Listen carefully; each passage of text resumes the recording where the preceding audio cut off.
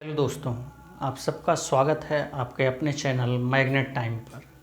यदि आप हमारे चैनल पर नए हैं तो हमारे चैनल को सब्सक्राइब करें, लाइक करें, शेयर करें तथा बेल आइकॉन को दबाना ना भूलें, जिससे कि आपको नए वीडियो का नोटिफिकेशन मिलता रहे। आज हम लोग इंग्लिश पर डिस्कस करने जा रहे हैं, चूँकि MTS का एग्ज़ाम आने वाला है, जिसमें कि इंग्लिश एक बहुत ही इम्पोर्टेंट सेक्शंस है। इंग्लिश एक बहुत ही इम्पोर्टेंट सेक्शन है। तो आज हम लोग इंग्लिश के स्ट्रेटजी को देखेंगे कि इंग्लिश का स्ट्रेटजी क्या होगा, जिससे कि हम एग्ज़ाम को पास कर सकें। सबसे पहले हम लोग आज जो हम लोग का केवल मकसद है, इंग्लिश के जितने टॉपिक्स हैं तथा उस क्वेश्चन को कैसे करना है, इससे रिलेटेड चीज़ को हम लोग देखेंगे। उसके बाद जब हम लोग नेक्स्ट वीडियो में आएंगे तो जो जिस टाइप के प्रॉब्लम आने वाले हैं उस प्रॉब्लम को देखेंगे तथा जितने प्रॉब्लम पूछे गए हैं इंग्लिश सब्जेक्ट से SSC में, उन सारे प्रॉब्लम को हम लोग 1 by 1 करके देखेंगे। तो हम लोग देखते हैं कि इंग्लिश में हम लोग किस किस सेक्शंस को पढ़ते हैं। तो हम लोग इंग्लिश के टॉपिक को डिस्कस करेंगे। जो सबसे पहला टॉपिक है इंग्लिश का कंपटीशन के लिए, वह जो है, तो सबसे पहला जो इंग्लिश में हम लोग को पढ़ाया जाता है, चाहे हम लोग जिस सबसे पहले क्वेश्चन भी खोलते हैं तो हम लोग को सबसे पहले वही क्वेश्चन मिलता है, जिसे हम लोग साइनोनिम्स कहते हैं। साइनोनिम्स कहते हैं। इसमें होता क्या है कि इसे हिंदी में पर्यायवाची कहते हैं। अब उतना हमको हिंदी नहीं इसका क्लियर पता है, जहाँ तक हमें पता है कि इसका हिंदी पर्यायवाची ही होना चाहिए। तो इसे साइनो कहते हैं। इसमें होता क्या है कि आपको कोई मीनिंग दे दिया जाता है। जैसे मीनिंग दे दिया कि मान लिया जाए कि होता है इनकरेज करना, इनकरेज है, उससे आपको रिलेटेड मीनिंग 4 ऑप्शंस दे दिए, जिसमें से एक ऑप्शन सही होता है। तो उसका ऑप्शन क्या होगा? एक इंस्पायर भी होगा, उत्साहित करना, प्रेरित करना। तो साइनों में हम लोग जो है उसके इक्वल मीनिंग को खोजते हैं। इसी टाइप से इसका होता है, अपोजिट होता है एंटो। एंटो में हम लोग क्या करते हैं, जब इसमें हम लोग उससे रिलेटेड मीनिंग को खोजेंगे तो एंटो जो है, एंटो अगर इसे हम लोग तोड़ें तो ये एंटी हो जाएगा। एंटो यानी जो मीनिंग दिया हुआ है उसका अपोजिट खोजना है, तो उसे हम लोग एंटो में पढ़ते हैं। कल से हम लोग साइनोनिम्स से रिलेटेड प्रॉब्लम करने वाले हैं, जो प्रीवियस एग्ज़ाम में पूछा गया है। साइनोनिम से रिलेटेड प्रॉब्लम करने वाले हैं जो प्रीवियस एग्ज़ाम में पूछा गया है। और जब साइनो खत्म हो जाएगा उसके बाद हम लोग एंटोनिम से रिलेटेड प्रॉब्लम को करेंगे। उसके बाद पूछा जाता है, और इसमें जो है आपके कुछ जो मीनिंग्स हैं, मान लिया जाए कि अगर आप 600-800 मीनिंग्स को कर लेते हैं तो आपका मोर देन, अगर उसमें से 5 क्वेश्चन पूछे जा रहे हैं साइनों से, तो एटलीस्ट कम से कम आपको 3 to 4 क्वेश्चन उसी में से आएंगे। उसी टाइप से एंटो है, अगर 5 क्वेश्चन पूछे जा रहे हैं तो आपको 3 to 4 क्वेश्चन एंटो से भी आएंगे। और हम लोग कल से साइनों को शुरू करने जा रहे हैं। इसके आगे जब चलते हैं तो हम लोग पढ़ते हैं OWS, वन वर्ड सब्स्टिट्यूशन। इसमें है कि आपको कोई मीनिंग दे दिया जाता है,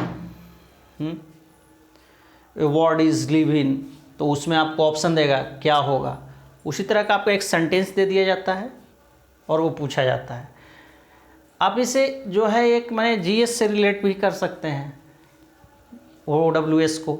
इसमें भी है कि आपको 5 से 600 का एक OWS का कलेक्शंस होता है, कलेक्शन होता है OWS का, जिसमें से कि आपको वही 5 पूछे जाएंगे तो 3 से 4 क्वेश्चन वहीं से लड़ जाएंगे आपको। तो हम लोग इसे भी देखेंगे। उसी टाइप से है एडम फ्रेज है, एडम फ्रेज है, एडम एंड फ्रेज है। एडम फ्रेज में होता है क्या, कहावत जिसे हम लोग कहते हैं, मुहावरा हिंदी में। जैसे एडम फ्रेज हुआ वाइट एलिफेंट, जैसे किसी भी चीज़, किसी भी खर्च को जब फालतू में किया जाता है तो उसे हम लोग क्या कहते हैं, white elephant, useless thing, useless thing. तो इसमें भी जो है 5 से 800 का है, 5 से 600 का है, कलेक्शन है। वहीं से most of the Adam phrase को पूछे जाते हैं। अब एडम फ्रेज तो बहुत हैं, आपको हज़ारों एडम्स फ्रेज हैं, लेकिन जो एक पैटर्न रहा है एसएससी का, उसमें से मोस्ट ऑफ द क्वेश्चन जो है 500 to 600 जो एडम फ्रेज, जो इम्पोर्टेंट एडम फ्रेज हैं, उसी सब्जेक्ट, उसी एडम फ्रेज में से पूछे जाते हैं। जब इसके आगे हम लोग चलते हैं तो आते हैं फिलर्स पर। क्या आते हैं हम लोग, फिलर्स पर। फिलर हो गया। फिलर में हम लोग करते क्या है कि हम लोग क्या है, एक स्टोरी दे देता है। जैसे इससे हम लोग हिंदी में कहते हैं रिक्त स्थान को भरना। हिंदी में क्या कहते हैं, रिक्त स्थान को भरना। तो जिस तरह से हम लोग हिंदी में भरते हैं, जो ब्लैंक स्पेस होता है, उसी टाइप से इंग्लिश में भी भरना होता है। उसे हम लोग क्या कहते हैं, फिलर। आपको एक स्टोरी दे देगा, उसमें से कुछ वर्ड्स को जो है हटा देते हैं, ऑप्शन रहेगा, ऑप्शन में वो वर्ड्स हैं और उसको फिल करना होता है, उसे हम लोग फिलर कहते हैं। ये जो होता है बेसिकली जो ये होता है, ये आपके इंग्लिश अगर आपकी अच्छी है, कॉम्प्रहेंशन पर, पैसेज पर, स्टोरी पर, अगर आपका इंग्लिश का स्टैंडर्ड ठीक है, तभी आप पैसेज को बना सकते हैं। क्योंकि ये इसमें दो चीज़ काम करते हैं। एक तो आपका कंसेप्ट काम करेगा, जिससे आप इंग्लिश को ट्रांसलेट कर सकें, चाहे इंग्लिश को समझ सकें। दूसरी है कि उसमें जो है मिक्स होता है, उसमें कुछ प्रीपोजिशंस भी आते हैं, मीनिंग्स भी होते हैं, और उसका थीम भी होता है। जो फिलर्स दिया होता है उसमें 3 चीज़ को लिया जाता है, प्रीपोजिशन, मीनिंग्स एंड जो आपको स्टोरी दिया हुआ है उसका थीम पूछ लिया जाता है। अब हम लोग चलते हैं कॉमन एरर पे। Common error, common error, common error क्या हो गया, आपको एक सेंटेंस दे दिया ABCD करके, उसमें जो है आपका एरर 2 टाइप से पूछा जाता है।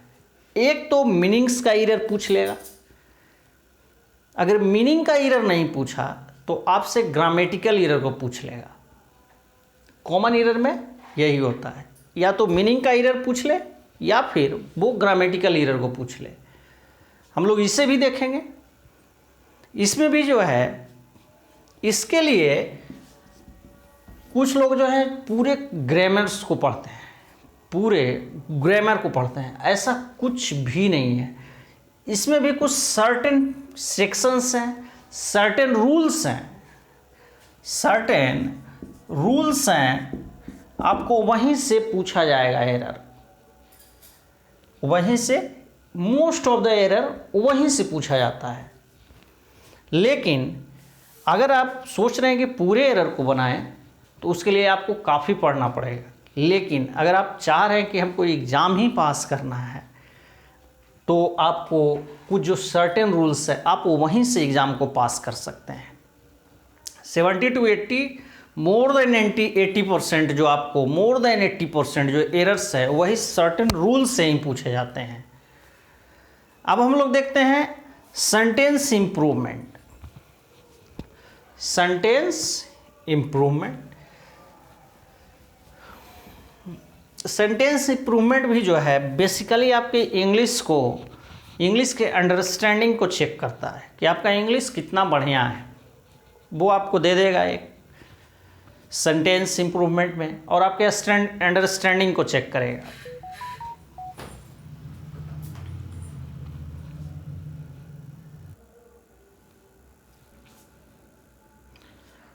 पूछता है सेंटेंस इम्प्रूवमेंट तक हम लोग देख लिए थे। अब पूछता ये कहीं स्पेलिंग टेस्ट भी पूछ लेता है। स्पेलिंग टेस्ट को भी पूछता है। स्पेलिंग टेस्ट में होता क्या है कि आपको मीनिंग दे देगा, मीनिंग दे दिया आपको, उसमें से पूछ देगा, आपका ऑप्शन है 4, उसमें से पूछेगा कि कौन सा मीनिंग सही है।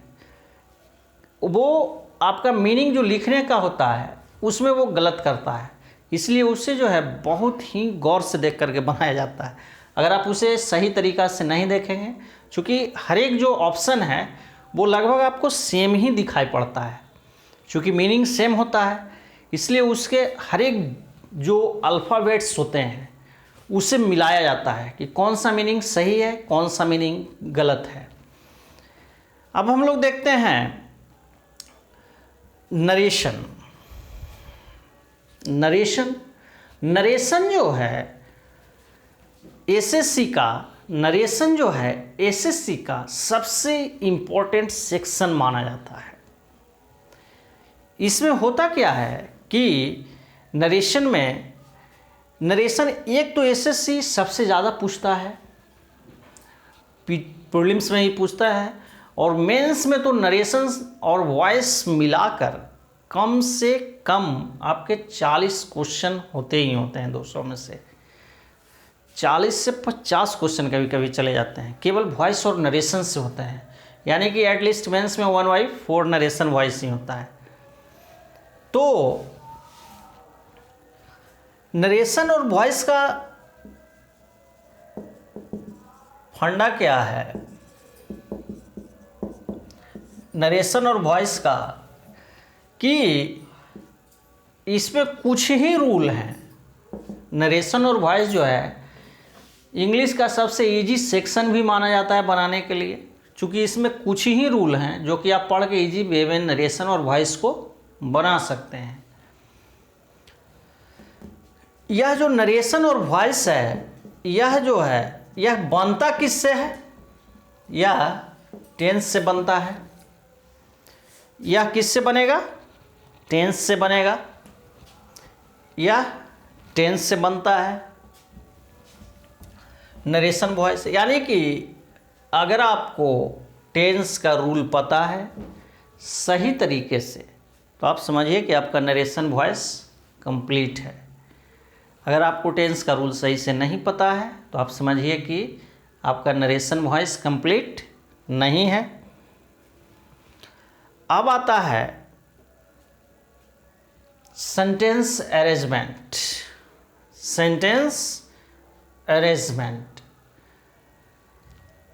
सेंटेंस अरेंजमेंट होता क्या है कि आपके पास 4 जो है, कहीं कभी कभी 5 भी हो जाता है, कभी कभी 6 भी हो जाता है, 4 से 6 ऑप्शंस दे देते हैं PQRS करके। उसमें बोला जाता है कि इसे जो है आप एक सही वे में सजाइए, कौन सा लेटर पहले आएगा, कौन सा लेटर बाद में आएगा, उसी को अरेंज करना होता है। यह भी जो है केवल आपके इंग्लिश के अंडरस्टैंडिंग को चेक करता है कि आपको इंग्लिश पे पकड़ है या नहीं। अगर आपकी इंग्लिश अच्छी है तो सेंटेंस अरेंजमेंट को बनाना कोई टफ चीज़ नहीं है, आप उसे इजी वे में सेंटेंस अरेंजमेंट को बना सकते हैं। दूसरी बात है, एक जो पूछा जाता है वो होता है कॉम्प्रहेंशन। कॉम्प्रहेंशन होता है, कॉम्प्रहेंशन में होता क्या है कि हम लोग बचपन में इसका हिंदी बचपन में हम लोग देखते होंगे, चाहे हिंदी में पढ़े होंगे आप, कि एक स्टोरी दे दिया होता है हिंदी में, उसी टाइप से इंग्लिश में भी जो है एक स्टोरी दिया होता है कॉम्प्रहेंशन के लिए। तो स्टोरी दिया हुआ होता है, उसी में आपका आंसर है, और उसी स्टोरी से रिलेटेड आपके क्वेश्चंस को पूछे जाते हैं।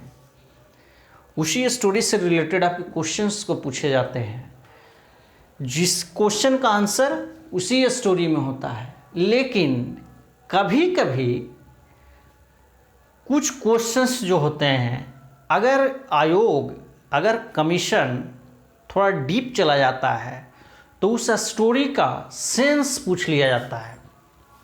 उस स्टोरी का सेंस पूछ लिया जाता है कि स्टोरी कहना क्या चाह रहा है, या फिर अगर वो कंसेप्चुअल क्वेश्चन को बनाना चाहता है आयोग, तो वह जो है स्टोरी का उस स्टोरी जो दिया हुआ है उससे रिलेटेड कंसेप्ट को पूछ लेता है कि इस स्टोरी का क्या कंसेप्ट है, उससे रिलेटेड प्रॉब्लम को वो पूछ लेता है। लेकिन बेसिकली जो है वह ज़्यादातर करता क्या है कि उस स्टोरी में ही उसका आंसर होता है और स्टोरी से रिलेटेड क्वेश्चन ही पूछता है वो। तो हम लोग ने इंग्लिश में क्या क्या टॉपिक हम लोग को पढ़ना है ये डिस्कस किया।